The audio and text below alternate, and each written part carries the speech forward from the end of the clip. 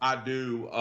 What we're seeing across the country right now is a blatant attempt uh, to just flat out discriminate against people against because of their political ideologies, and that's just not fair. I mean, it's not the American way, and it's certainly not something that should be done in education. So, what we're doing here in North Carolina is we're trying to form. We have formed a task force to try to push back against some of these agendas that we see going on. Yeah, the thing about school is it's supposed to be a place for debate. When I was in high school, my teacher, a guy named Coach Mickey McMurtry, was an open liberal Democrat, Southern Democrat, but we talked about it. We debated the issues about what's the difference between Democrats and Republicans, and there was a space for debate.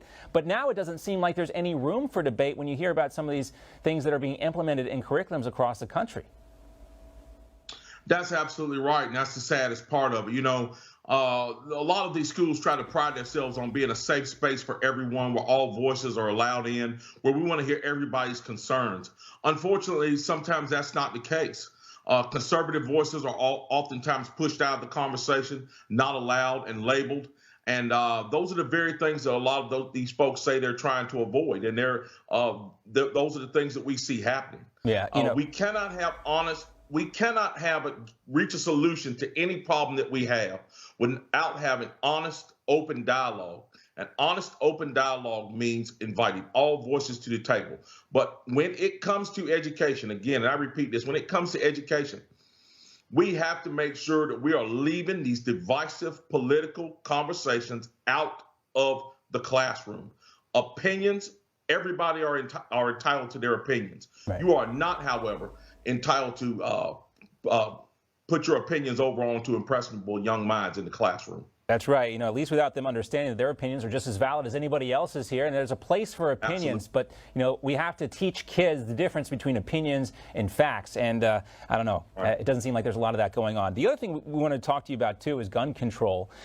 Before, we go, Dianne Feinstein and more than 30 Democrats want to ban what they call assault weapons, which include AR-15 style rifles. Meanwhile, the House passed H.R. 8 last week, which would expand background checks and tighten gun sale regulations. And it's like anything else, Lieutenant Governor, if you're against gun control, you're a racist. If you want to secure the border, you're a racist. If you think Gavin Newsom's doing a bad job in California, you're a racist. But this is, I think, opposite to that, because you see communities, police being defunded. Folks need to defend themselves. And here's Dianne Feinstein with their gun control. Do you think this is actually going to help with gun violence?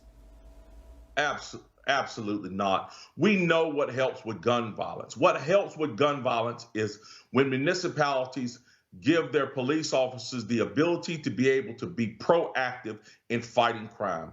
That is what works. We have seen it time and time again in this nation, in cities across this nation, where mayors who understand, city councils who understand that police officers need to have the equipment, manpower, training, and backup that they need in order to go out and be proactive in fighting crime. That's what will fight crime.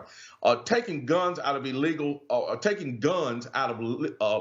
law-abiding citizens' hands, that's only going to create more victims. Mm-hmm. The criminals know that. And any law that you might pass that says you can't have this or you can't have that, the folks that are committing these crimes, they're not going to care about those laws. They're going to continue to victimize people in their neighborhoods, and they're going to use whatever is at their disposal, no matter what the law says. So, no, I don't believe these laws will help at all. In fact, I think they'll be harmful to the most vulnerable people among us, which, of course, are law-abiding citizens. Now, we haven't heard anything about this yet, but we covered this earlier in the show, the shooting down, or the multiple shootings down in Atlanta at these Asian spas.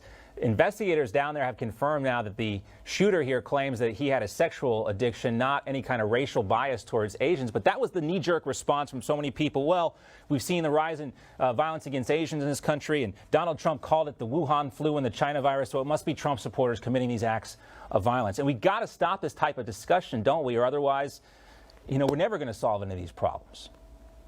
Woke culture is making things difficult all across the nation. It's making stuff difficult in North Carolina. It's making stuff difficult everywhere. people who automatically jump and assume that it's all about race, when in fact, very little that we see in our society is about race. More of it is about just what is right and what is wrong. Right. And when we see these types of things happen, to jump to that conclusion automatically, again, it's another one of these political knee-jerk reactions that just cause